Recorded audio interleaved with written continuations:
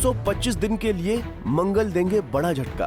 मंगल की बिगड़ी चाल इन राशियों के लिए भारी। जाने कहीं आपकी राशि तो नहीं है इसमें शामिल। मेरे YouTube पेज एस्ट्रो नरेश पर आपका स्वागत है। नमस्कार, मैं हूं नरेश कुमार। सबसे पहले उन दर्शकों का धन्यवाद जिन्होंने पेज को सब्सक्राइब किया है, पेज के वीडियोस को शेयर कर रहे हैं, लाइक कर रहे हैं और कमेंट बॉक्स में हमें अपनी राय भी लगातार भेज रहे हैं। दोस्तों, आज बात करेंगे मंगल की। संवत जो चल रहा है इस समय, जो अप्रैल में शुरू हुआ है, उसके राजा मंगल है और मंगल जो है वो संवत के राजा होकर बड़ी विकट स्थिति में आने जा रहे हैं। नॉर्मली ऐसा नहीं होता मंगल के साथ, लेकिन अगले 6 महीने, लगभग 6-7 महीने ऐसी स्थिति पैदा होने जा रही है। मंगल जो है वो बहुत समस्या में आ जाएंगे। एक तो यह है कि जो है वो सामान्य तौर पर 45 दिन एक राशि में गोचर करते हैं। ये जो पीरियड होने जा रहा है 20 अक्टूबर के बाद का और 6 जून तक का, अगले साल 6 जून तक का मैं बोल रहा हूँ, ये लगभग 225 दिन का पीरियड है। 225 दिनों के दौरान सिर्फ 2 राशियों में रहेंगे। उनमें से भी एक राशि जो है वो मंगल की नीच राशि कही जाती है। नीच और उच्च का मैं आगे आपको थोड़ा सा एक्सप्लेन करता हूँ। इसमें डरने की बात नहीं है, मींस नीच को लेकर डराया बहुत जाता है। तो मंगल की स्थिति ऐसी होने जा रही है। 20 अक्टूबर को मंगल जो है वो कर्क राशि में जाएंगे। कर्क राशि मंगल की नीच राशि कही जाती है। यहीं पर मंगल जो है वो 6 दिसंबर को वक्री हो जाएंगे। 21 जनवरी को वक्री स्थिति में ही मंगल दोबारा मिथुन राशि में आएंगे। फिर 24 फरवरी 2025 को मार्गी हो जाएंगे। मार्गी होकर 2 अप्रैल को फिर एक बार कर्क राशि में आएंगे और 6 जून को सिंह राशि में जाएंगे। ये लगभग 225 दिन का पीरियड है। इनमें से 154 डेज के आसपास मंगल जो है वो कर्क राशि में रहेंगे और लगभग 71 डेज का पीरियड है जब वो मिथुन राशि में गोचर करेंगे। तो नॉर्मली 45 दिन एक राशि में गोचर करने वाला प्लैनेट जो है वो लगभग जो है वो 7 महीने 8 महीने, यदि हम इसको 225 दिन लेके चलते हैं तो लगभग 7.5 महीने जो है वो 2 ही राशियों में रहेंगे। तो ये विकट स्थिति है क्योंकि सामान्य चाल नहीं है, वक्री भी होंगे, नीच के भी हो जाएंगे। तो ये मंगल के लिए अच्छा नहीं है। मंगल के साथ साथ दुनिया के लिए भी अच्छा नहीं है क्योंकि मंगल संवत के राजा हैं। अब बहुत सारी वीडियोस आप देखेंगे कि मंगल नीच हो गए हैं। ग्रह का जो बल देखा जाता है वो सिर्फ नीच और उच्च से नहीं देखा जाता, इसलिए इससे डरने की जरूरत नहीं। सबसे पहली बात तो ये 6 तरीके का बल होता है ग्रह का। उसमें एक स्थान बल होता है जिसमें उच्च या नीच होता है। उसके बाद उसमें नैसर्गिक बल होता है, चेष्टा बल होता है, काल बल होता है, दिग्बल होता है। ये 6 बल मिलाकर टोटल जो है वो प्लेनेट की स्ट्रेंथ निकाली जाती है टोटल। उसमें से ऊंच नीच की वेटेज जो यदि हम मैक्सिमम भी मान के चलेंगे तो लगभग 8% से ज्यादा नहीं होगी। इससे इसलिए जब मंगल नीच राशि में आ गए हैं, ऐसे हेडलाइन के साथ आपके साथ वीडियो आती है तो इससे डरिएगा मत।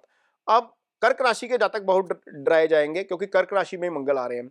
अब आपके सामने कर्क राशि की कुंडली लगी हुई है। यहाँ पर देखिए, मंगल की एक राशि मेष बनती है, वो दशम भाव में है। मंगल की दूसरी राशि बनती है आपकी वृश्चिक, वो पंचम भाव में है। पंचम भाव त्रिकोण का भाव होता है और दशम भाव जो होता है वो केंद्र का भाव होता है। मंगल कर्क राशि के लिए योगा कारक होते हैं, नीच नहीं होते। तो ये सबसे पहले तो इसको समझने की जरूरत है कि क्या बहुत ज्यादा नुकसान हो जाएगा। हाँ, इतना जरूर हो सकता है क्योंकि मंगल किसी भी राशि में जाएंगे जहां पर दृष्टि देंगे, मंगल नैसर्गिक तौर पर फायरी प्लैनेट है, वहां पर कुछ ना कुछ गड़बड़ जरूर कर देंगे। लेकिन इतना नुकसान नहीं होगा जितना बताया जाता है कि मंगल नीच हो गए हैं, मंगल कर्क राशि में चलेंगे। पहली बात तो कर्क राशि मंगल की अपने मित्र चंद्रमा की राशि है। दूसरा, मंगल यहाँ पर पंचमेश होकर कर्क राशि में जाएंगे, इसलिए बहुत ज्यादा खराब नहीं होंगे। खैर, यहां पर बात करते हैं कि फर्क क्या पड़ेगा। सबसे पहले तो क्या फर्क पड़ेगा, कर्क राशि में मंगल आए हैं तो पहला फर्क जो है वो कर्क राशि को ही पड़ना चाहिए। हालांकि 3 राशियों के लिए शुभ भी है, अगली वो भी 3 राशियां मैं बताता हूं। तो कर्क राशि के जातकों को सबसे पहले तो ये देखना चाहिए, यदि आप मैरिड हैं तो आपके पार्टनर के साथ आपका कंफ्लिक्ट हो सकता है क्योंकि यहां पर मंगल सीधी दृष्टि देंगे सप्तम भाव को। सप्तम भाव आपके पार्टनर का भाव होता है।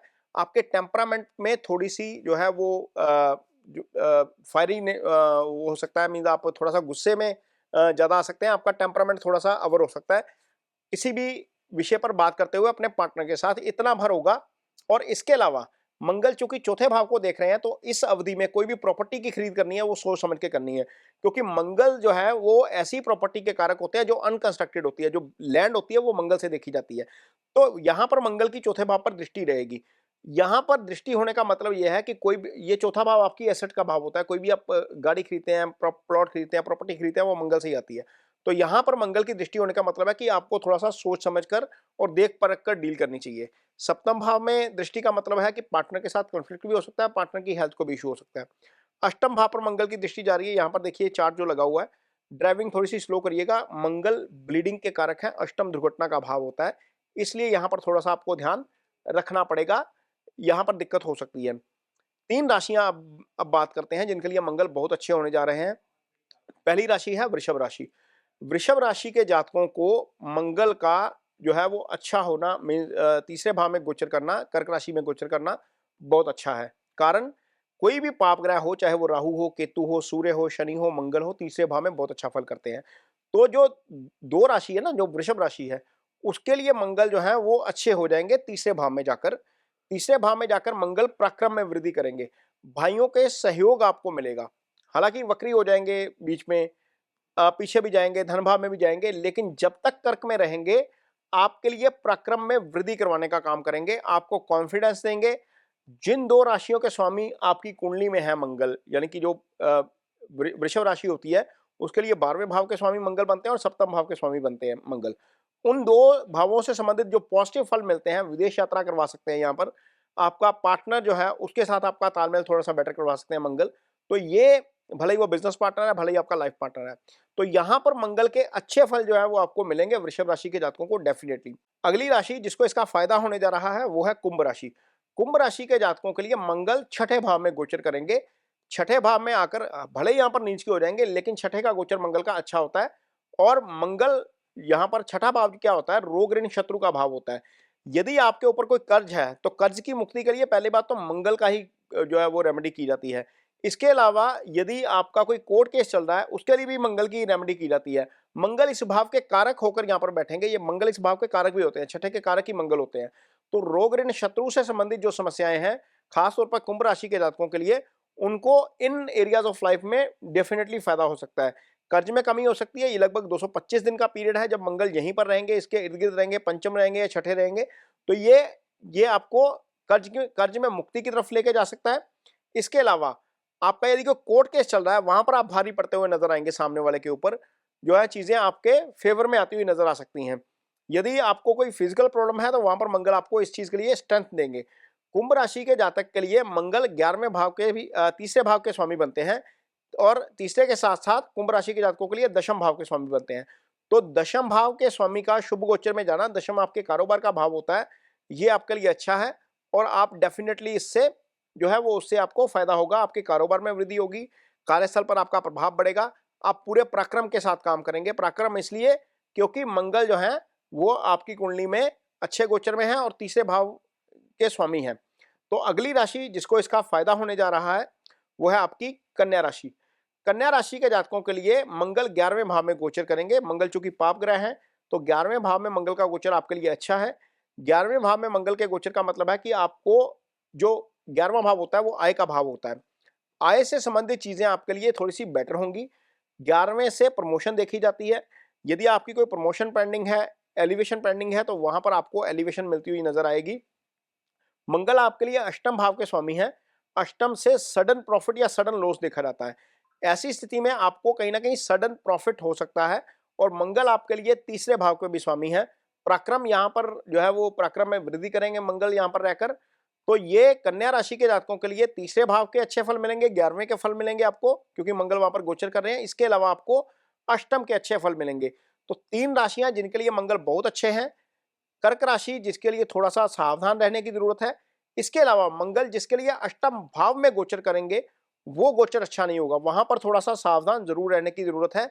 ये धनु राशि है, उनको ड्राइविंग थोड़ी सी स्लो करनी चाहिए क्योंकि यहां पर जब मंगल बैठेंगे तो आपके दूसरे भाव को देखेंगे, धन की हानि करवा सकते हैं। यदि आपका काम ऐसा है जहां पर दुर्घटना होने का भय रहता है वहां पर थोड़ी सी जरूर सावधानी रखिए, ये अच्छा नहीं है। अष्टम भाव में मंगल का गोचर अच्छा नहीं होगा, यहाँ पर मंगल नुकसान करवा सकते हैं क्योंकि मंगल यहाँ पर बैठेंगे तो आपके 11वें को देखेंगे, धन की हानि करवा सकते हैं, दूसरे भाव को देखेंगे और इसके अलावा तीसरे को देखेंगे। तो यहाँ पर तीसरा पराक्रम का भाव होता है, पराक्रम में आपको आपका कॉन्फिडेंस थोड़ा सा कम कर सकते हैं।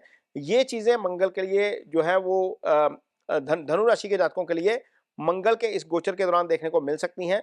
ये लगभग 225 दिन का गोचर है जिसमें से 54 दिन 154 डेज के आसपास कर्क में रहेंगे और मिथुन में रहेंगे 71 डेज। आपको थोड़ा सा ध्यान जरूर रखना चाहिए, खासतौर पर अपनी ड्राइविंग को लेकर, अपने खान पान को लेकर। ये वीडियो आपको कैसा लगा इस पर कमेंट बॉक्स में अपनी राय जरूर दीजिए। यदि ये वीडियो अच्छा लगे तो उसे शेयर जरूर करिए, पेज को सब्सक्राइब जरूर करिए। इसके साथ ही मुझे दीजिए इजाजत। नमस्कार।